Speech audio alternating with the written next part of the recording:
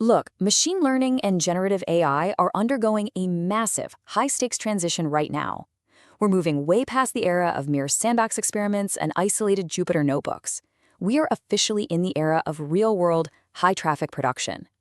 Companies aren't just playing around testing AI anymore. They're literally relying on it to run their entire businesses.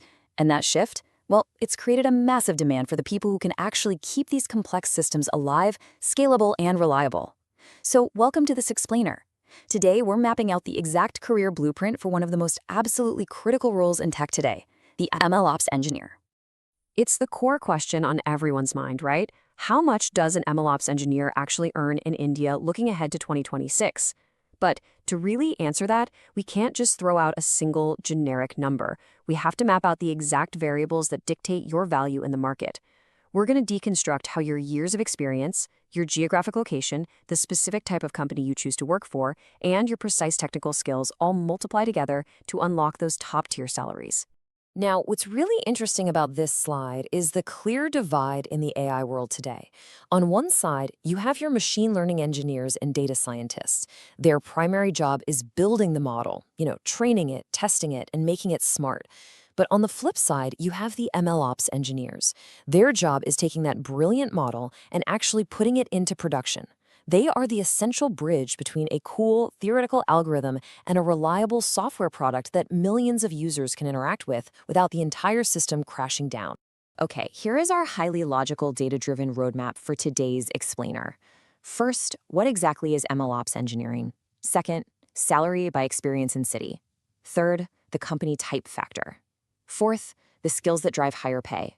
And finally, 2026 trends and your career path. Okay, let's dive into this. Section 1. What is MLOps engineering?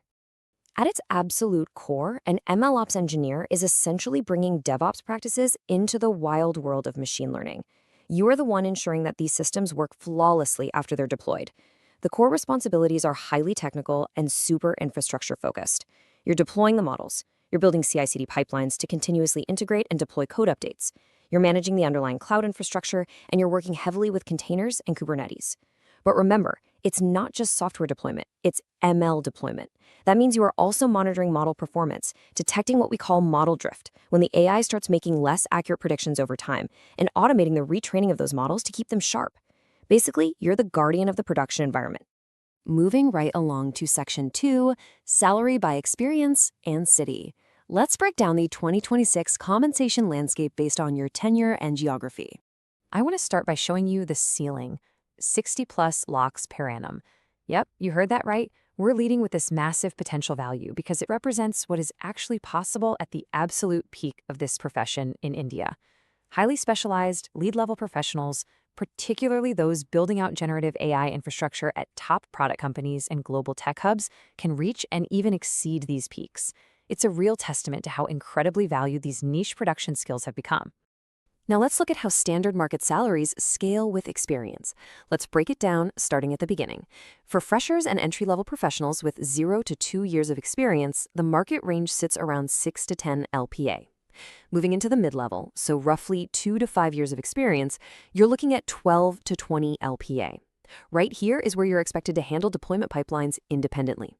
Finally, at the senior level, 5 or more years of experience, that typically commands 20 to 35 LPA. But hey, remember that 60+ LPA number we literally just talked about? That magic happens right here at the senior level, because employers at this stage value deep, complex production specialization way, way more than simply the number of years you sat at a desk. Let's see how your location shifts these numbers. Bangalore remains the absolute powerhouse market for MLOps, completely driven by its massive concentration of product companies and startups, pushing those senior roles to 35 LPA and beyond. Delhi NCR and Hyderabad, they also offer highly competitive ecosystems. But take a close look at Mumbai. While its ranges are definitely strong, what's really fascinating is its niche. Mumbai is highly relevant for MLOps roles connected specifically to finance, banking, risk, and fraud detection models. The big takeaway here is that while your city sets the baseline, your specific industry within that city heavily influences your exact offer. All right, Section 3, the company type factor. Let's look at how the specific type of company acts as a massive multiplier for your compensation. This right here is a vital piece of career strategy. Listen to this. Two engineers can have the exact same 5 years of experience, the exact same skill set, and live in the exact same city, but receive vastly different paychecks. Why? Because finding the right environment and understanding the business model of your employer is just as crucial as building up your technical tenure. So here's how the employer multiplier actually breaks down. Startups, well, they might offer lower fixed salaries up front, but they compensate with much broader responsibilities and the potential for equity, like employee stock options. IT services companies generally offer moderate, stable compensation governed by very structured salary bands. But the real premiums, those are found in product companies and global capability centers, or GCCs. Product companies offer a huge premium for engineers with strong Kubernetes and ML platform experience, simply because their core product literally relies on it. And GCCs are consistently among the absolute highest paying employers for highly specialized top-tier MLOps talent in India. Section 4, Skills that drive higher pay. Let's dig into the exact technical toolkit required to actually command those premium salaries we just reviewed. So the crucial point is that mastering this core foundational stack is an absolute requirement for scaling your pay. First up, you have to be fluent in major cloud platforms. Think AWS, Google Cloud, or Azure. Next, you need deep hands-on expertise in containerization and orchestration using Docker and Kubernetes. These are just non-negotiable for scalable ML. You absolutely must know CI/CD automation to test and deploy pipelines. You need to be familiar with dedicated MLOps tools like MLflow or Kubeflow. And finally, infrastructure as code, using tools like Terraform to automate your entire server setup using nothing but code. This whole stack is your baseline for premium pay. But wait, if you want to reach that 60+ LPA ceiling, this is the ultimate multiplier right now: Gen AI and LLM deployment. It's the practice of serving, scaling, and managing large language models and vector databases out in production. As companies rush to build generative AI applications using techniques like retrieval augmented generation, or RAG for short, to give AI access to private company knowledge, they desperately need engineers who know how to optimize the massive infrastructure these models require. This specialization is exactly what dramatically differentiates top-tier compensation from standard IT infrastructure pay. I also want to take a quick second to bust a very common myth. Look, certifications are great. A Kubernetes or AWS machine learning cert will absolutely strengthen your profile, for sure, but they are not a replacement for practical experience. Employers want visible, undeniable proof that you can actually troubleshoot, monitor, and deploy real systems when things inevitably go wrong in production. Simply collecting certificates won't cut it. The winning formula is certification plus practical projects plus real production skills. Let's move to and see how this builds. Section 5, 2026 Trends and Career Path. Here is the life cycle of an MLOps career. In your first 2 years, you're generally supporting deployment and basic infrastructure tasks under the guidance of senior engineers. Then, between years 2 and 5, you step up. You start independently managing CI/CD pipelines, optimizing cloud resources, and handling complex deployment workflows. And once you cross that 5-year mark into senior territory, your role shifts dramatically. You move from managing pipelines to taking full ownership of entire ML platforms. You become responsible for the overarching architecture, reliability, and team leadership, setting yourself up for titles like ML Platform Architect or AI Infrastructure Engineer. So what's driving all this evolution? Well, there are 3 massive megatrends for 2026. First, the industry-wide mandate to move beyond fun AI experiments and into actual production systems that, generate revenue. Second, the massive, explosive growth in Gen AI infrastructure demands.